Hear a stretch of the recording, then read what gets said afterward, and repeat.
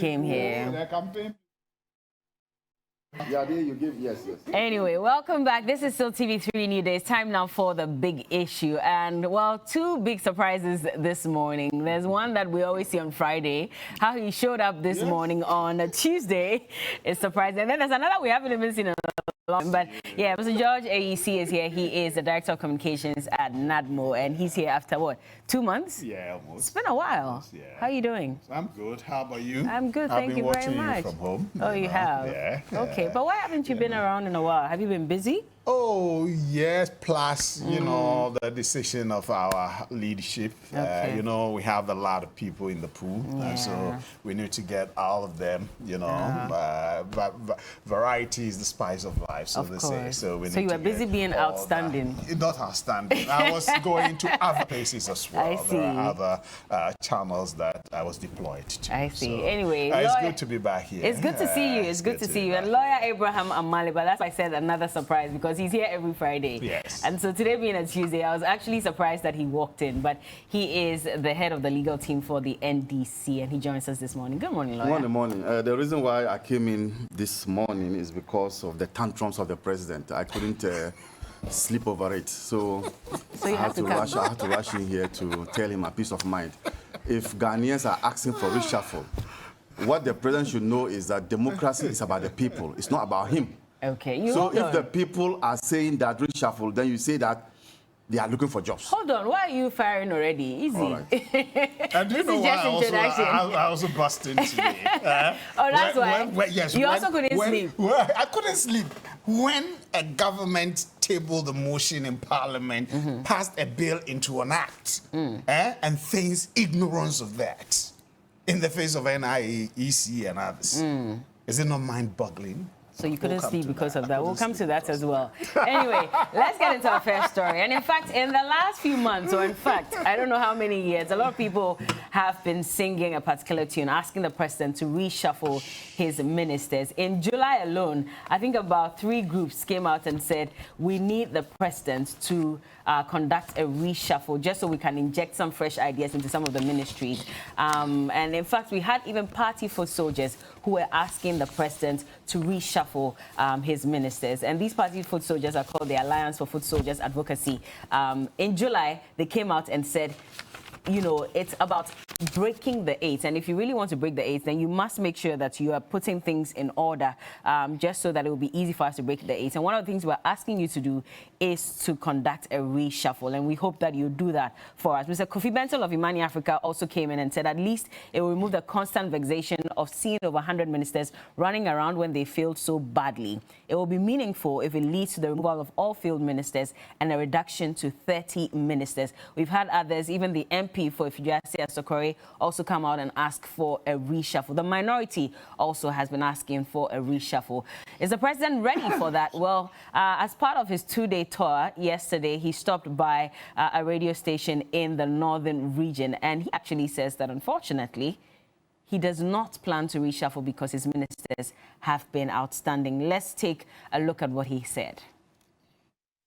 People are making a lot of noise about this matter. Okay. But several of the people who are responsible for assisting me to steer the country out of the difficulties that we inherited and out of the difficulties that have subsequently come are still in place. Okay. And many of them, for me, have done an outstanding work. Their output has been considerable.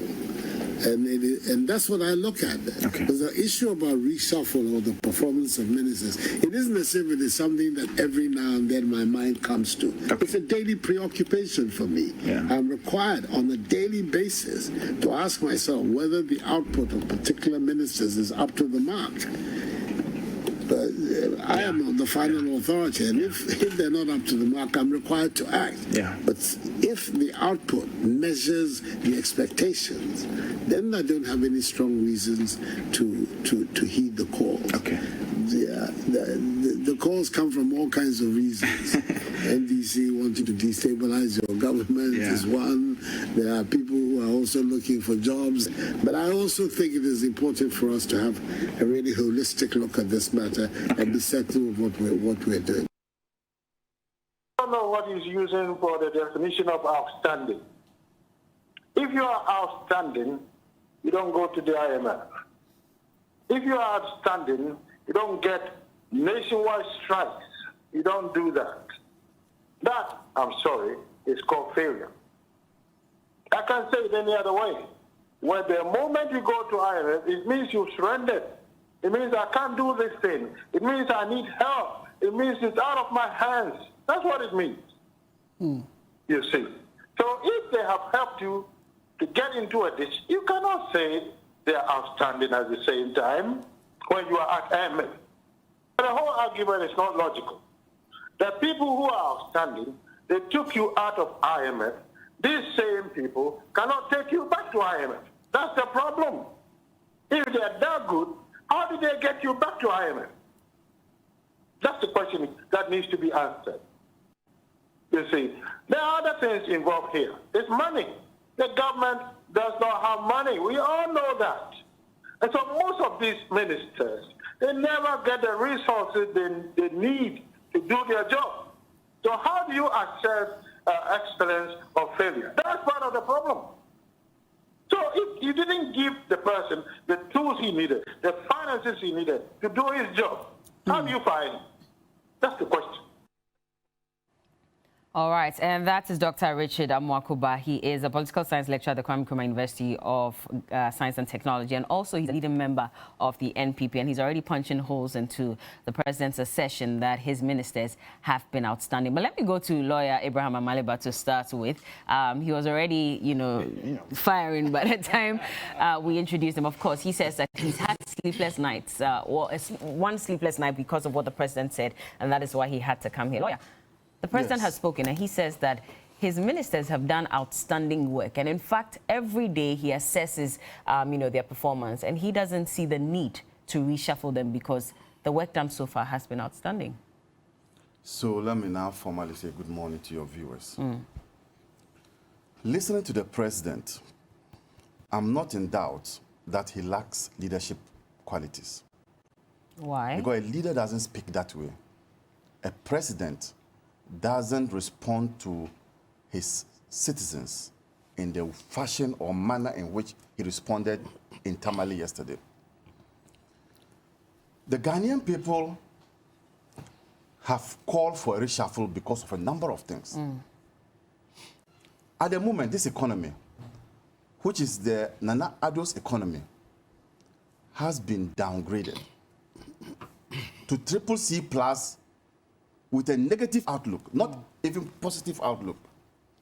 He took this country from a president whose rating was B negative with a positive outlook, and yet they criticized that person. One expected that, having ascended the throne, if for nothing at all, you would ensure that the country stays at where it is, and not to bring the country down to its knees. Currently, we are buying petrol at 50 cedis per gallon. That wasn't the case. And so when people are saying that, for instance, your finance minister is not performing well, get him out and get another competent person to do the work. Then you tell the people that they are NDC. NDC want you to destabilize your government, or that these are people who are looking for jobs. That is not how a leader speaks. Because democracy, like I earlier on intimated, is about the people. It's for you to do what the people want. It's not for you to do what you want. You see, the president has a kingship mentality. He behaves like he wants to be a king. And as a king, what he says is final. But he shouldn't forget that on 2 occasions, he had to go to the people to ask for their mandate. So if today, the people of this country are calling for a reshuffle, you don't say that you think that the people are performing well and that it is people who are out against your government who are doing this. But one of the things that he says is that these same people that were asking to be reshuffled, they are the same people that helped, you know, his government when they came into power and were with the IMF. They are the same ones that helped us out of IMF.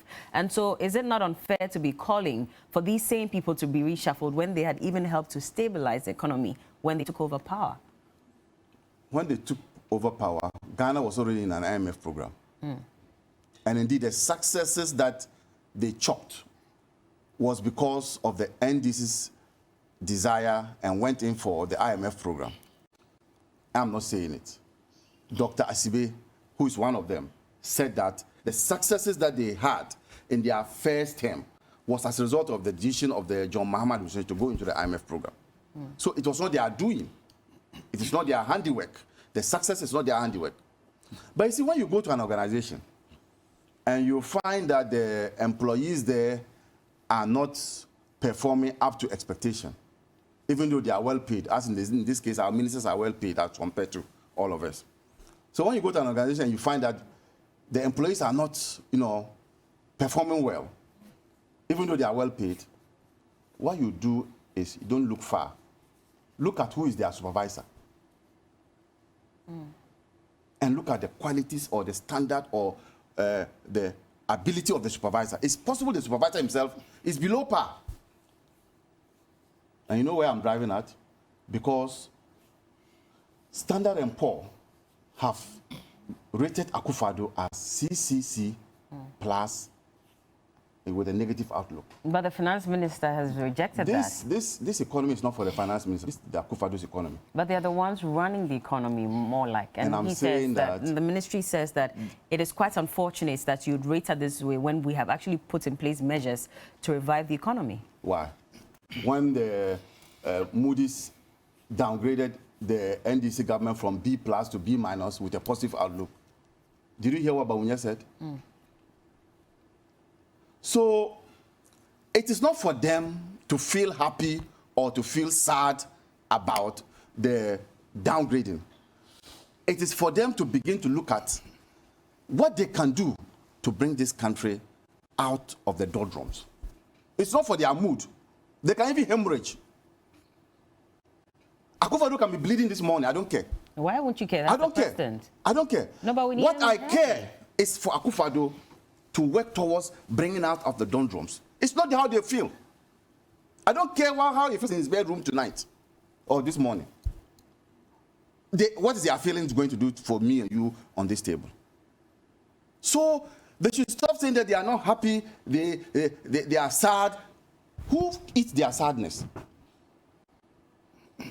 What we are interested in is take what the credit rating agencies are saying and see whether you can deal with the issues. Why? Why aren't we in this country where Adjo left this country unceremoniously, stayed away for almost 1 year, and his position was there? There was no substantive minister in that position. There was a caretaker minister. I choose my words. I'm saying there was no substantive minister. Now, would you say that the way and manner in which the president dealt with the Adjo case shows a president who is on top of issues? Why do you ask So that? he himself is below par. And that's how come his standards are low, his expectations are low. But that's quite unfair to say. No, that is fair to say because he is saying that, the president is saying that they meet his expectation. So that's where I'm coming from. Whatever I say, I have a basis. He says that the ministers, those who are clamoring for their change or reshuffle, meet his expectation. Don't they meet your expectations? How can the road minister who closed the road tolls when we're getting money from that road tolls be somebody I can be happy with? How can the finance minister who brought us all the way to this level of economic quagmire, how can I be happy with that person? COVID, Russia-Ukraine war. I mean, they have constantly said that those were the reasons why we are where we are today, because the economy was growing until COVID struck. COVID didn't strike Ivory Coast. And when we are talking, when they were in opposition, they were using Ivory Coast to compare to our economy. When we are talking now, you know what they are good at? They always shift the goalposts. They are good at shifting the goalposts. Today, when you are talking about comparing them to Ivory Coast, what they tell you is that, oh, the Ivory Coast economy is a controlled economy. It is not like Ghana's economy where the exchange rate is free. But when they were doing the comparisons, didn't they know that? Yesterday, what is the guy's name? The guy, what's their guy, their representative yesterday? Representative where? From the MPP. Oh, on this show? Yes. Oh, Dennis Miracles of Miracles. You heard him sit here to say that when they said that the Russia-Ukraine war was the cause of the hardships in the country, they never meant that we were importing directly from Russia-Ukraine. Is that not another slant? Is that not another shift of the goalpost? Was he not trying to explain that, I mean, whatever may have happened, of course, there were also ripple effects, look, which is what happened to us. This government has always shifted the goalposts. You remember they said that when they come to power, they would provide free education to all students. When they came, they said those who are in first year and second year will not be part of it. They will start from third year. They are always shifting the goalposts. And I can give you a lot of examples. What they say, if you corner them and you defeat them in that area, then they will shift the goalposts again. Now you are now saddled with having to argue with them on that one again. We are saying that you have run this country aground. We are saying that your ministers are the cause of this. And what you can tell us is that you have an expectation and that your expectation has been met. How about the rest of us, including your own foot soldiers? They are called advocacy for something. Let me find foot it. soldiers, Alliance for Foot Soldiers Advocacy. Yeah. Including those who voted for you. Are you saying that even they who are also your supporters and voted for you don't have expectation, and that your expectation is the one? But that's the thing. We voted him to be the leader of the country. And so if everybody's asking him to reshuffle, if everybody feels like, okay, I'm not happy with this person, so you should kick this person out. If he listens to them, will that also not show poor leadership? Because it's like he can't even make a decision on his own and he's listening to everyone else around him. Won't we be the same people castigating him for that? Why? If they elect you as a leader, does that mean that you should do what you want as against the will of the people? Not necessarily. Is that what you are telling me? But if you're also listening to people and doing exactly what they're asking you to do, then are we not the same people who are going to be saying that he's not showing leadership skills because it's like he's waiting for everyone else to decide for him before he makes a move? But do you know that there are some ministers who have been in their position for close to 7 years, 6 7 years? And you think that when they call for reshuffling, it means that those ministers are not performing well. When we talk about reshuffling, it doesn't mean that when you change that person, he's not performing well. What it means is that you need that same person who was even performing well to go to another place and bring about some dynamism there and inject new energy. So for the finance minister, for example, you are not saying that he should be let go completely. He should be moved to another ministry. No, his understanding, I'm now going into the mind of the president, his understanding of reshuffling is that people are not doing well. And I'm educating him that when there are reshuffles or reshuffles are conducted, it doesn't mean that everybody you reshuffle is not doing well. That's why I'm reshuffling him. Probably this person has some energy, has some dynamism, which you think you will need him to go to another place and inject it there. So for you to say that they meet my expectation, it also means that he doesn't understand why we are calling for reshuffle. There are some of them who are just below par. Like the finance minister have said. Okay. You get my point? Like the Rose minister have said. So just those two, or you have a longer list? I'm not paid to be telling the president who should be reshuffled. But you are a Ghanaian citizen. Yes, and I've given you 2. I'm just asking if you have any more names on that list. No, you wait, another program, you call me. I've given you 2. Yeah. It's enough. It's enough. It's enough. I mean, there have been calls for the health minister, for example, to even resign. Oh, yes, after that's another place. Sputnik V. That's another place. So he's also one of the people that you're saying is below par? Is that what you'd say? You see, so my fixation is to make my submission, but I've given you an example enough. So if people are calling for that, it is because some are not performing well, and they also think that some too can go somewhere and bring about some dynamism. But for him to look in the face of Ghanaians and tell us that those who are calling for are people who are seeking for jobs, and that they may be NDC. Are NDC people not human beings, Ghanaians? Are NDC people not Ghanaians? He says it's an attempt to destabilize the country. If that were it, the NDC wouldn't have approved his finance minister. We had the opportunity to drop him, but we approved his finance minister. Even though you thought that his performance was below par. His darling boy, his darling finance minister, we approved him for him. But you had every opportunity to not approve him at that point. Instead of going ahead to approve him, and now you're calling for the same person that you approved to be reshuffled or to be kicked out. No. At the time we approved him, we were not at CCC plus negative. But COVID had struck. And I'm saying that is no excuse for them, because this economy is not different from the other economies that are surrounding us. It's agrarian. Yes, it's agrarian.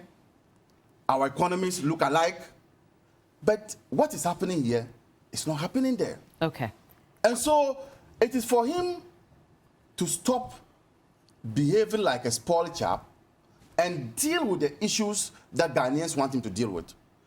It is becoming frustrating that a president we voted for is beginning to have a kingship mentality and think that he is the final authority, and that in a democracy you cannot suggest to a president that he should reshuffle.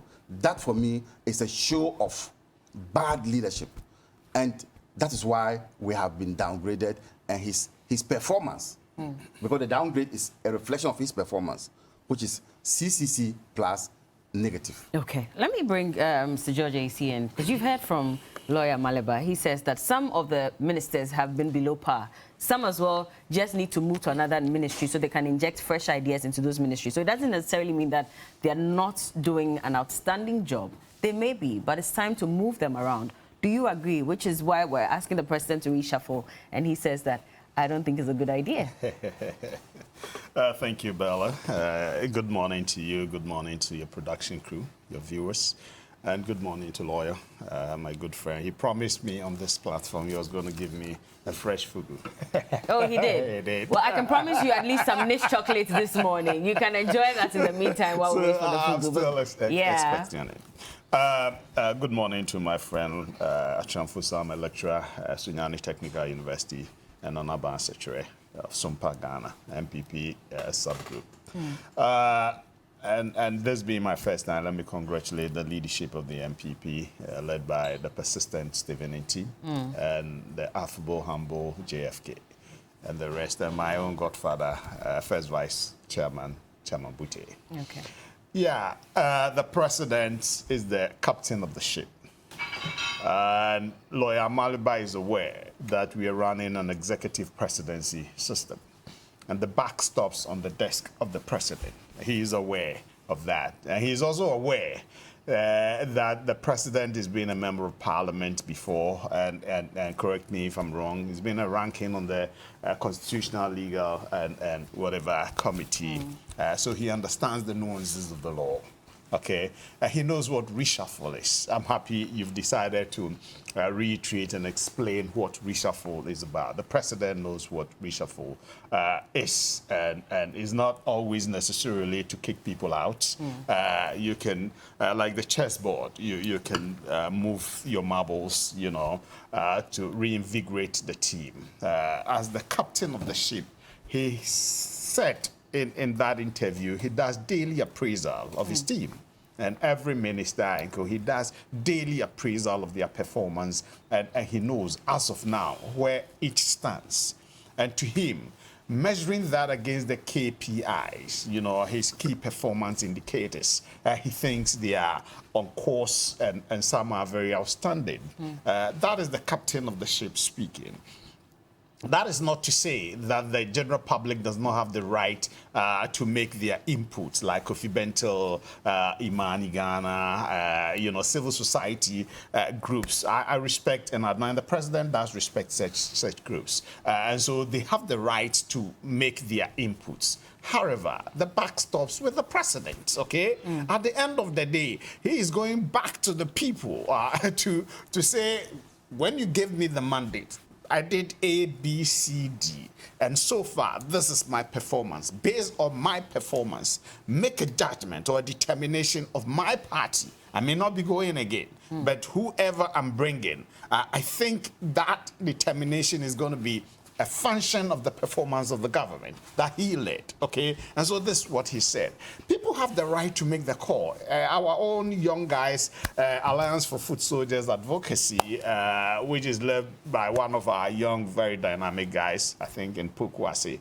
So his name is gone off. You know, they have the right to make the call. We know too that the NDC did. Are they doing it out of goodwill or out of mischief, with the intended purpose of getting the government to collapse? The president thinks so. The president only about the minority, or you're asking about even the foot soldiers? All of that. He went further to say some even want jobs, right? It could be, you know, maybe from within, you know, some people want somebody kicked out so that it's a possibility. Maybe he's privy to certain intelligence information that you and I are not privy to. You get it? And so let's grant him that and say, okay, these are the reasons why we are using for thinking we ought to have a reshuffle, right? And the president is saying, based on the performance of the team, this is a team that when we took over, growth was at 3.4%, okay? We were with the IMF, and we had not met the benchmarks that, you know, we had agreed with the IMF to meet, and then based on that, we'll be getting out of the IMF stranglehold, right? But from 2017 to 2019, this team with him, okay, were able to meet the determined and agreed benchmarks and were able to get out of IMF, okay, until unfortunately COVID struck, and then now Russia, Ukraine. And the interesting aspect is that if you read the report of Standards & Poor's, okay, that rating agency, they admit this as part of the blow that is dealt this government. And so you cannot, anybody can say, oh, it's become too much of an excuse. But the truth is that when the lawyer Maliba is saying His Excellency John Dramani Mahama and his team had B- on B with a positive outlook. True. But at that time, did we have any international crisis? Okay? As we speak, we are all aware over 100 countries in the world have lined up for IMF support. But interestingly, our neighbors have not. Is it? Our neighbors have not. No, we said it, you know, that, you know, he himself admitted that you talk about Cote d'Ivoire and lawyer Nigeria is an example as well. Look, Nigeria is exporting over 2 million barrels of crude a day, sorry, right? They are a major oil exporting country, okay? How many barrels are we exporting a day? Okay, so you look at the factors that we are dealing with. And this government came out with a program, most of which are cost items, like the free SHS, right? And then infrastructure development in our second cycle institutions and tertiary institutions. And go check the quantum that we've been able to put out. But we said we were moving from taxation to production. Of course, and industrialization. And so we're looking at ways to generate the revenue internally. Yes. And so we knew that we had a plan, which is why we're spending so much on free SHS and all these other, you know, and as we speak, are you aware that we have, as of the latest check, about 125 1D1F operational? Okay? It's part of the industrialization drive. So how did this not cushion us? Not less than 5, 6, 7, vehicle and other assemblage points in the country. Okay, these are all meant to invigorate, the economy. So right? how did it not do that when we're struck by COVID? Because you constantly refer to COVID, Russia, Ukraine. Yes. But our neighbors also, were dealt a heavy blow. They're also struggling. But they are not going to the IMF. They've gone but they are not going to, not as high as us. Yes, they are not going to the IMF. Yes, so these same people that you are saying helped us out of the IMF are the same people that have taken us back to the IMF. Good, because, you see, when COVID happened, this government, out of its magnanimity and love for its people, decided, let's support the vulnerable. Let's cushion the people. Look at the far-reaching policy decisions we took to support the people. Okay, free water, electricity, and all that. I'm never happy when you talk about free water, and, because people are paying for it. Ghanaians are paying back. There's COVID levy. We're paying back for the free water. We're told that. Back. What is it then? Forward. You get it. What we are going forward. If we're not paying back, then what is it? We're going forward. We need to build back our economy. So don't refer to it as free water when we're still paying back. As of the time they were giving us, they were free. Health workers getting, tax rebate and 50% but we are paying back for it. No. You have introduced new taxes. You have reviewed some of the taxes. So we are paying back one way or the other. When we made assessment of the economy, we realized if we want to go on that tangent or trajectory, it's not going to be good for us. So let's put in measures that can cushion and make the economy, robust. And the president, don't forget, in some of his addresses, had said what he does know is to bring back the economy. What he doesn't know is bringing back lost lives, right? And so, yes, the Bible even says, though it tarries, okay, it shall surely happen. We may be moving at a gradual pace. We will get out of the woods. We will get out of the doldrums, the difficulties that we are in. And that is what the president said, that we've put in, the finance minister said we've put in some measures, which measures include tax exemption bill, which is, I understand, is now an act, and MDA's fees and charges bill into an act, and then, of course, the e-levy bill, which is now an act. These are measures that this government is putting in place to ensure, fiscal consolidation. We bring in, showing up our revenue, and then we did discretionary expenditure cut of about 30%. All of these is to bring good and clear signal to the Ghanaian people. But e-levy did not even give us the revenue that we were expecting. Yes. And I remember that the finance minister had told us. 6.9 billion. Yes. And they revised it to 4.5 billion and maybe to 4, and now it's 611 million. And even that, we were only able to make about 10% of it. As at the time when we were checking. But the finance minister was very categorical when he said that we are not going to the IMF. Yes. E-levy is here to save us. We have the men, we have the people, we have the resources. And then a few weeks down the line, there's an announcement that we're going back to the IMF, which is why a lot of people are saying that if a whole finance minister can assure Ghanaians that we needed the e-levy, which is why we're not going back to the IMF, and now turns around and tells us that we're going to the IMF, then he clearly isn't performing, which is why he should go. You revise your standards, the measures you put in place. We thought we had made the projections very well. There are a lot of exemptions in the e-levy platform, payment platforms and others, merchants and all these ones may initially factored into the computation, okay? And so when you did those exemptions, GRA did fantastic work to encourage people to register, you get it, so that their businesses, and then that exemption is to entice them to register their businesses, and tax payment will then make tax revenue go up, okay? So those were good steps that the GRA had taken. But unfortunately, our projections were not met. It will be, sorry to use the word foolhardiness, not to review your position, okay? And that is exactly what we did. And so this government is also a fact that our road infrastructure is phenomenal. The president said it, maybe I think another interview, that so far about 162 road projects are ongoing. Okay, and in the last State of the Nation's address here had alluded to over 10,750 kilometers of road constructed. That was fact-checked. We were told that it was just about 4,263 kilometers. True. The road minister had earlier said those things, okay, the 4,000 plus, and so people are just harping on that. The president is giving a revised position. Go and do the fact-checking properly, okay? And a lot. When I travel across the nation, checking. I see a lot of road projects going on. But the media did fact-checking, and they said that it was only about 4,263 kilometers of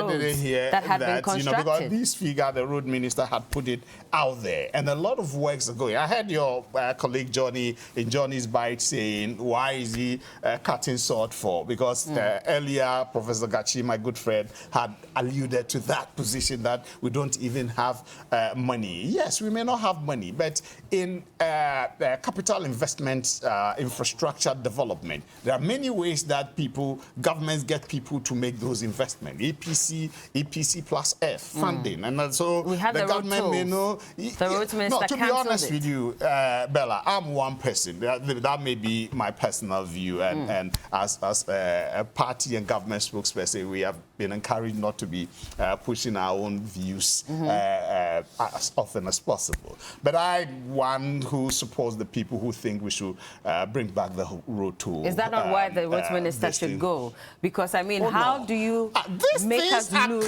We're supposed to make, what, some 78 million? Yes, some of these are But it was not decisions. even passed in Parliament. I remember that on the 17th of November, when the finance minister read the budget for 2022, that is when he said these are things that we're looking at. And we're hoping that Parliament will pass it. The next day, the road minister comes out and says that we are cancelling the collection of road tolls, when Parliament had not even sat to approve this. Well, if it was an aberration of the Constitution or the laws, I believe Honorable Amal Best people, our good friend, Minority Leader, a seasoned lawyer, and my friend Mahama Ayariga, Honorable, would have brought the issue up on the floor of the House. Since they've not done that, I think they know he's not breached any constitutional. No, but they have said it constantly. They've said it constantly. That was a breach of parliamentary proceedings. An administrative decision. Some think it was an administrative decision.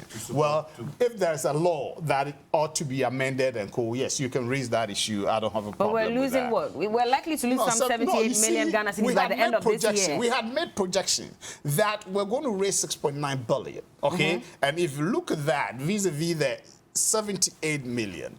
Can we let go of that and focus on the bigger picture? We've only made 60 million. Yes, you see. We've only made 60 million. No, we've hit, and so we're nowhere near, over 90-something. We're As nowhere of the near second that. month, we've hit over 90-something. But this same e-levy is not only for roads. We know that it's for road infrastructure, it's for jobs and cybersecurity and a number of other things. And so really what we're going to generate to even fix these roads will not be anywhere close to that 78 million that we could have generated from road tolls. Do you know that our decision to assess the IMF policy is going to rake in between $3 to $10 billion in the next 3 years? Okay, that is if we are able to meet the benchmarks, okay, as and when the Article 4 committee comes to assess our performance, okay? And so that is what we are looking at. And before now, we had said that, you know, S&P's rating is dealt as a big blow. I agree with people who say you cannot say, yes, the fact that you disagree, so it goes away. You cannot wish it away, okay? The investor community is looking at it, and that is going to help them determine whether they should continue to invest in your economy. And it's also shut the door on our faces to the capital market, which is a fact, okay? And so which capital market we're assessing about between 2 and 3 billion in the last, you know, 3-4 years, okay, which is brought in about $11 billion.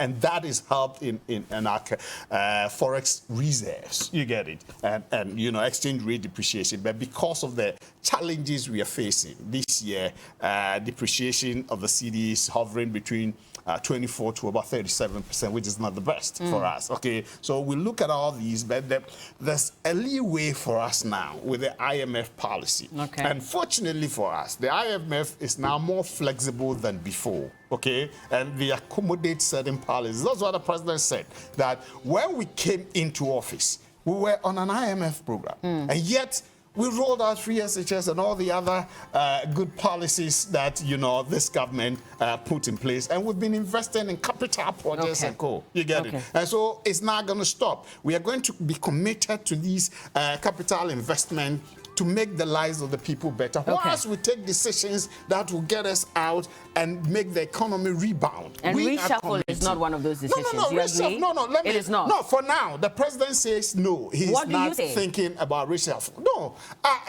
he's the captain of the ship. But and he you thinks are his also team is Ghanaian. solid, okay? Do you think his team is solid?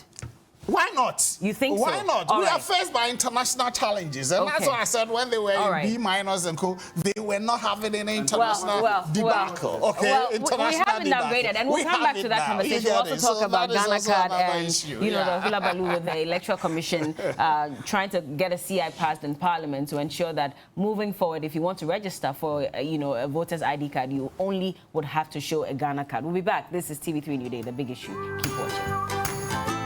Welcome back to The Big Issue on TV3Newday, and this segment is proudly brought to you by Nish Chocolate and Nish Cocoa Drink. And it's very tasty, very nutritious, and has all the vitamins as well. And I entreat you to try it, and it will become your go-to drink on any day, whether it's for breakfast, lunch, or supper, or just some sweet in between meals. It definitely is the one to go for. They have the sachet, and well, you pour the content into a cup of boiling water, and you're good to go. No need for sugar, no need for milk. You will be fine. So try Nish Chocolate and Nish Cocoa Drink and give us feedback. Nish Taste of Ghana. Still in the studios with me, I have lawyer Abraham Amaliba. He is the head of the legal team for the NDC. And Mr. George AEC is the Director of Communications at NADMO.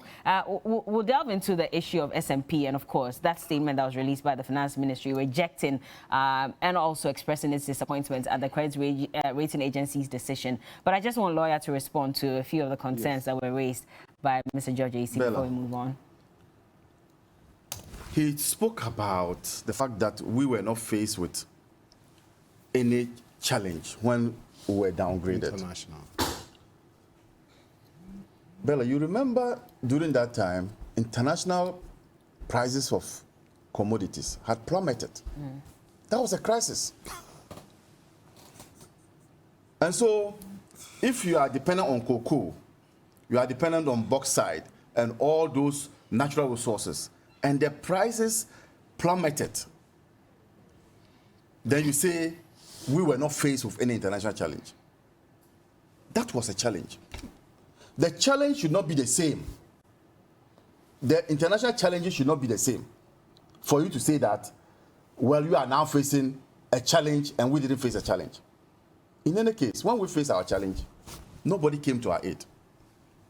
In this your challenge, you have received huge sums of money. In this your challenge, you have received huge sums of money.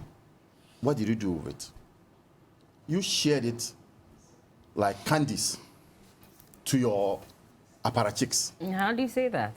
I mean, we saw the finance minister giving an account of how the COVID monies were spent. And did you hear the Northern Regional Vice Chairman or whatever position she held said? But those were allegations. They've not been proven. How can that be an allegation when it's come from the mouth of the person who received the money? But they have not been proven yet. No. I'm saying that if it were allegations, it would be that somebody saying it. But the recipient of that money cannot be engaged in allegations. That is a fact, because she said she received it. And so if you receive those huge sums of money, what you should be candid enough to tell the people of this country is that, yes, COVID has struck. We also had this amount of money, and so we should have performed better. That's how you go about it. But you choose and cherry pick which one to say, for me, is amount to dishonesty. I am of the view that, clearly, when you look at the situation in which we find ourselves today, it is a clear case of a government that has lost focus. See, if this was a serious economy, I can tell you, if this were a serious economy, the government would have resigned and blocked. Like we have in some countries, this government would have resigned and blocked, and then there will be elections in 3 months. If this were a serious economy. But see what the president is doing. He's behaving as if everything is normal. There are no challenges. Even in the face of challenges, they still find their voices to, as it were, parry the challenges away, parry the complaints away, and say that, oh, the challenges we are facing is not our doing. Have you ever heard any government official, from the presidency to the party man in the MPP headquarters, take responsibility for any challenges that this economy is facing? Never. They have never. The only time they acknowledge that we are in a challenge is when workers are clamoring for increase in salary. They say, oh, but you know that our economy cannot do this. But when you are telling them that their own mismanagement has caused this country to be in this situation, they say, no. This economy is doing well. The only time they say the economy is not doing well, they admit, is when people are making demands on them. But are we surprised at the current situation that we find ourselves? I'm not surprised. How come? Because these are people who were overhyped. Mahmoud Bawumia was touted as the economic messiah. He still is. He still is? Today, this is a man who does no longer chair the economic management team. When meetings are held, it's Osafo Mafu who chairs. And you know that for a fact? Oh, yes, why? You know that for a fact that he doesn't chair it. Look, let me tell you. That's why you people don't know. The garden boy in your houses, they eavesdrop and they have relatives outside.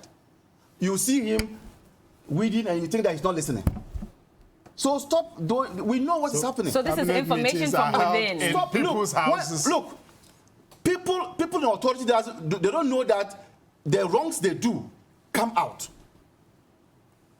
And I'm giving an example of how some of this information come out. You think the garden boy is weeding and he's singing, he's not listening to the things you say on phone to your colleague. And you think that garden boy is an MPP person, so he won't say it. Stop that. We know what is happening. But why would Mr. Safama Lack of be trust the one in chairing these meetings? Lack of trust in Dr. Mahmoud Bawumia by their own government. They don't trust him? Credibility is a problem. Jesus. But they touted him as the messiah. It's a problem. Why? Do you want to Google now to find out who is the greatest liar? And whose name will pop up? There's a guy who has left the economy and is now doing IT things. Digitalization. IT Very things. important. It's tied to the IT economy. things. It's tied to the Was that what they sold to us? They sold to us a person who will come and turn around the economy. We did. Today, this economy is not even at the level of the 2016 when they took over. This economy is downgraded. Was it not growing before 2020, of course, before COVID struck? And I've told you on this platform that those successes, not from me, I disagree. from Dr. Esibe, that those successes were as a result of the decision that we took to go into the IMF program. And that program brought about financial discipline. Our problem started immediately 2019 when they went off the program. Check where we started attracting and collecting loans as if there's no tomorrow. Today, our loan portfolio, our public debt is close to 400 billion Ghana cedis. Close to 400 billion Ghana cedis. These are people who said they weren't going to borrow. So, for me, I am not too surprised because I knew that these were people who were overhyped. And so what we are seeing today, my people say that it's only the frog dice that you see is full left. We've now seen the full left of Nana-Addo and Dr. Mahmoud Bawumia. The frog is not dead yet. We've seen, but they are intensive care unit. This economy is on its knees. So we will now see the full length and we now see the performance. I am happy that finally he became president, Akufo-Addo. Else, posterity would have judged him kindly. They would have said, oh, Akufo-Addo was the president Ghana never had. But I'm happy that today we've seen his performance. And his performance is mediocre. A mediocre president with a mediocre score of CC plus outlook, negative outlook, and that does not portend well for this economy. If he says he's not going to reshuffle, should these ministers who have constantly been asked to step aside and allow other people to take over their ministry, should they now do the honorable thing and resign on their own? We don't have such people in this country. A few are there. The late Jifati, will say, okay, let me leave. Even though in her case, she was not the one who was fingered, but she superintended. We don't have such people. There are not many. And so if you leave it to those people to decide that I want to go, no, they won't, because they see their position there as chop-chop. They are there, first of all, not to serve. They are there, first of all, to ensure that they accrue wealth to themselves, and that's a source of income to them. How do you say that? No, they are not there. I'm saying that if they were there for the good of this country, most of them will walk out because they know that things are not working. But their fear is, if I walk out, what am I going to eat the next day? They haven't told you that's their fear. Oh. They haven't told you that's their fear. That is their fear. I mean, for the health minister, for example, we're told that he's a financial guru, and so he probably had things going on for him even before he became health minister. You think that he has fears you think that he has fears that if he steps aside as health minister, he might not be able to figure out how to feed the things that he gets as a minister of health, which he wouldn't get, the perks, the recognition, the influence. He steps down and goes to be a financial, even the bag that people collect for him to hold, he will not get those things again. Should we have rather put him in the finance ministry maybe, or another ministry, because we know his background to be finance, instead of the health ministry? We heard from the president, he said that he's bringing him in because of his wealth of knowledge in finance, so that he can grow the health sector financially. But looking back, should we have rather put him in another ministry instead of health? No. If you are dull in all aspects of life. So once he couldn't perform at the health ministry, I don't think that he would have performed any better in the finance ministry. Okay. Those who perform well in some ministries, those are the people you can say, when you send them to another ministry, they will perform. Like who? No, I'm not here to give praises. George, I was hoping that you'd at least advise on who you think can do better in another ministry. Dr. Matthew Opoku. He should be moved? He's excellent at education. He's excellent at energy. After putting the people of Krobo now let's come to in darkness. No, he's taking steps, you know. After putting the people of Krobo, because those people don't vote for you. No, it's not. Because the people of Krobo don't vote for you. The owners of the site decided to put people off. Cops are decaying. Cops are decaying in the media has covered that. Cops are decaying. Yes. Don't worry. And Matthew Opoku has decided to put lights off. No, he has Is it because you are saying that people are connecting illegally? They will beat and kill the youth. The youth say they'll beat and kill people. Punish them. Why do you punish the entire Krobo land? Is it because the Krobo land don't vote for the MPP? No. That's why you are doing that to them? Voting for us. Okay. The Krobos are me. They are my neighbors. So I don't understand. Okay.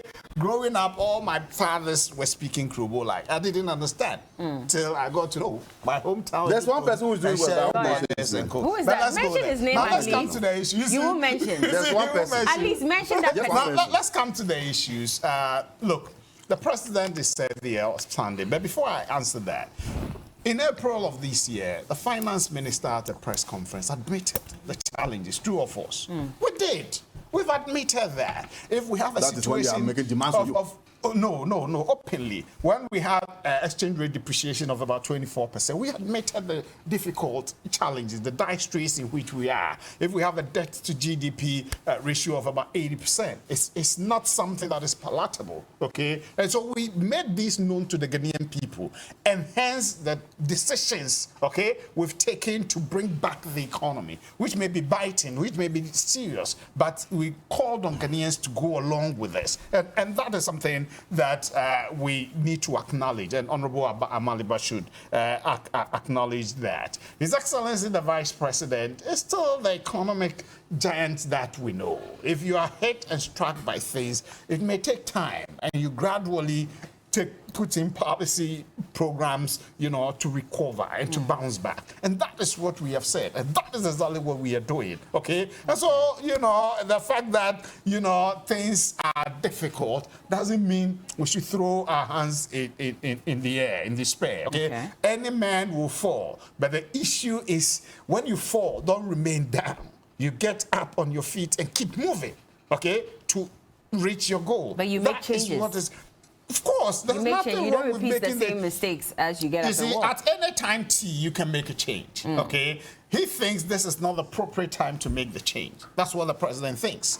He's going to make the change, but this is not the time. Because people are clamoring and calling for it, you run, you know, as if you yourself asked you, is there not being an issue of indecision and being carried along? It was a question I was asking. It didn't in any way suggest that that's what... A very relevant question, okay? And so the president says, allow me, I will make it when I think and I deem it fit to make it. And it's within his right. The buck stops with him. Every of the ministers are working at the, you know, instance, or maybe, forgive my choice of word, at the pleasure of the president. Okay, they are there. He cannot be everywhere. So every minister is because the president wants you to be there. If he's satisfied with your work, you go on. If he's not satisfied at that place and he thinks you can do better elsewhere, you know, Lawyer Marba explained that. So if the health minister, for example, says that I wasn't thinking straight at the time when I agreed to that Sputnik V deal, and yes, I should have gone to Parliament and I didn't go, isn't that enough to even ask him to step aside? That was a wrong thing, and it's a misfiring by the health minister. So why is he still at post? You know, okay, so somebody appointed him. He feels he could give him another chance. People take second chances in life. You get it. The president felt he should be given a second chance. I agree that buying something for $19 when it was going for $10. That admission was misnomer, and you know, it cannot be there. You know. So do you then agree that he's one of the people who should have been gone by now? Oh no, but besides that, he's done a lot of things. This lawyer and his people started some polyclinics, about 10 of them. He came immediately within the first year, completed them and all that. You get it, commissioned them. And his people at Jumaku, my own brother, Dr. Casey, a lot of forces, people were pelting stones. Which were ongoing. The health minister has suffered quite a number of controversies. From the snake venom, you know, controversy. Quite a number of them. And which is why we have drone services going on. And to think that Agenda 111 is being rolled when this whole Sputnik V incident was happening and people were calling for his resignation, the president made fun of it.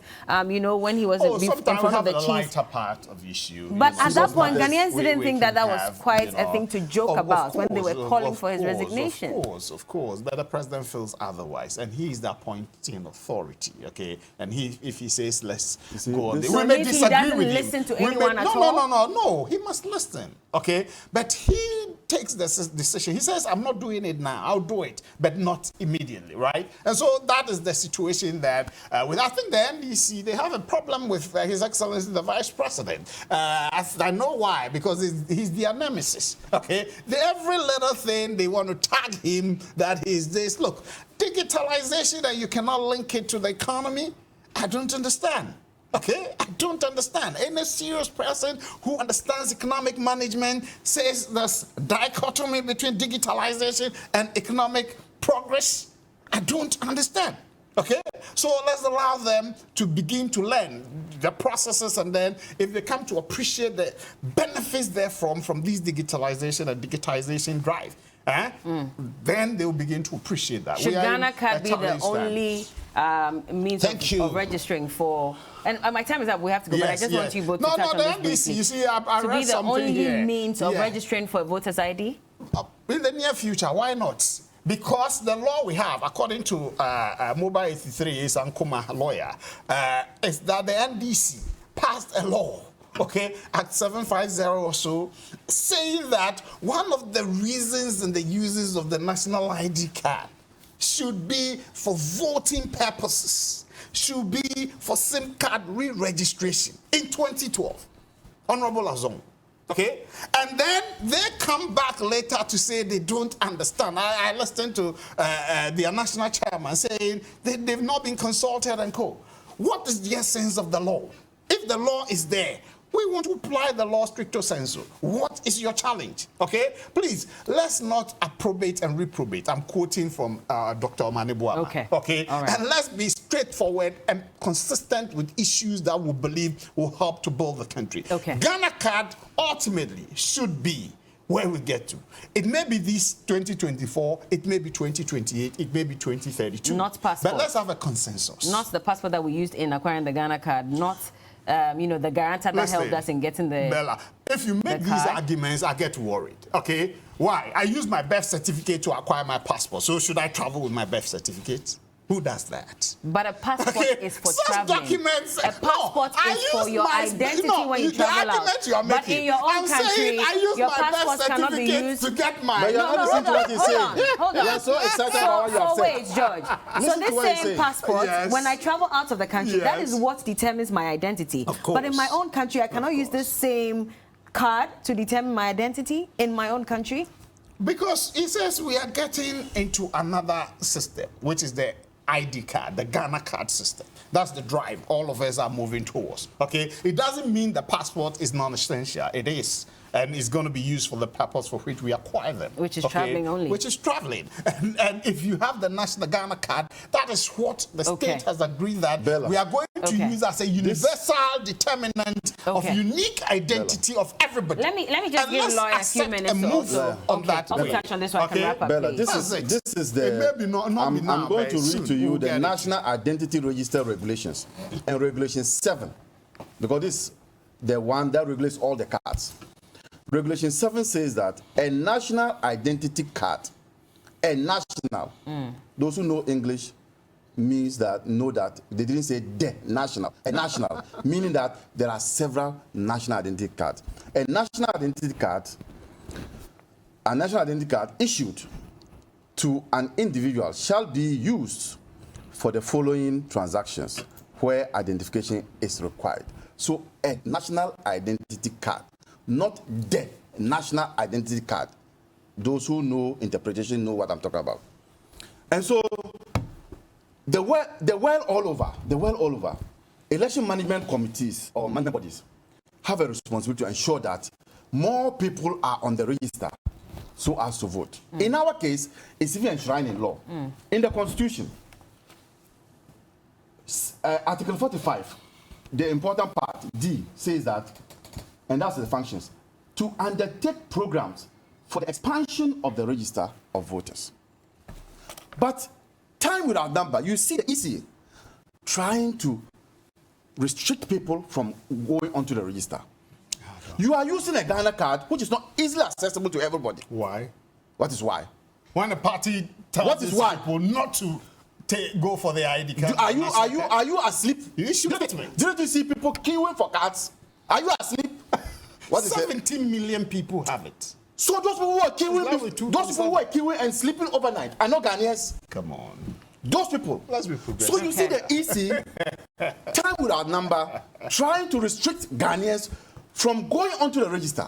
You don't know why this EC is behaving that way. That's the law. This EC would definitely plunge this country into chaos. It's not. Okay. This is the election. We have to go. This is the election that everybody wants to partake. Because the Ghanaians in 2024, Okay. they did We have to go, so gentlemen. national health insurance. In 2024, It was when MDC came that the numbers began to let me go tell up you. because the people now saw the power of the time is people. up. Okay. The power, and they did so with the power of the NIA. people have always been more powerful than the And on that note, we'll wrap up on the big issue here on TV3Newday. Lawyer Abraham Amaliba is the head of the legal team of the NDC, and Mr. George AC is the Director of Communications for NADU. Let's read some messages. So, where was Amaliba's advice when the late Professor Mills refused to reshuffle his ministers after incessant calls? I hope the members of Team B and A saga in 20... I hope he remembers the Team B and Team A saga in 2012. Idi Adam Osman from Larabanga. Banga. Okay, if Akufo-Addo is saying his ministers are performing, then he's living in a world of his own. That's Daniel Dakwa Betifi Kwewu. Okay, don't you think the NDC is calling for a reshuffle of ministers so that at the vetting of the ministers, they will have an opportunity to punish the government, taking into consideration the kind of parliament we have today? Idi Adam Osman from Larabanga. Okay, good morning. The president, who is having discretionary power to appoint and do a reshuffle, has made his point clear. The president raises the point that the same ministers took the country out of IMF, and he has hopes that they'll do same with him again. To me, it is only a fool who doesn't change his mind. I'm optimistic that if the need arises for reshuffling, the president will do so. That's Bani Ralph Taribo. Okay.